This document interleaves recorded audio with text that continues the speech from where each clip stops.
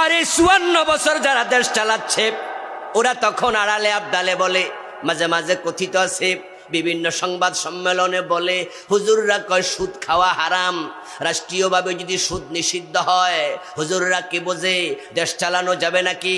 IMF টাকা দেবে না, বিশ্ব ব্যাংক টাকা দেবে না, ADB টাকা দেবে না, তাহলে বিদ্যুৎ হবে কেমনে, উড়াল সেতু হবে কেমনে, এই হবে কেমনে, ওই হবে কেমনে? হুজুররা তো আর দেশ চালায় না, ওরা বোঝে না সুদ খাওয়া হারাম।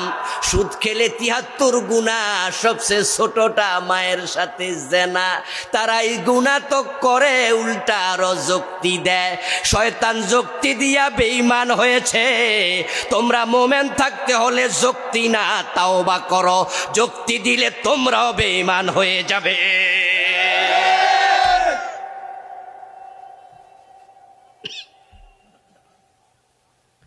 এখন আপনাদের কাছে তাদের যুক্তির কি জবাব? বিশ্ব ব্যাংক তো ঋণ দেবে না সুদ ছাড়া, এশিয়ান ডেভেলপমেন্ট ব্যাংক ঋণ দেবে না সুদ ছাড়া, IMF ঋণ দেবে না সুদ ছাড়া, কথা তো ঠিক। তাহলে দেশ চলবে কেমনে? তার উত্তর আমরা কোরআন থেকে দিতে চাই। আল্লাহ তাআলা বলছেন, ওয়ালাউ আন্না আহলাল কুরা আমানু ওয়াত্তাকাউ লাফাতাহনা আলাইহিম বারাকাতিম মিনাস সামাই ওয়াল আরদ। সুবহানাল্লাহ পড়েন ভাইরা। আমাদের বিশ্বাস কার উপর?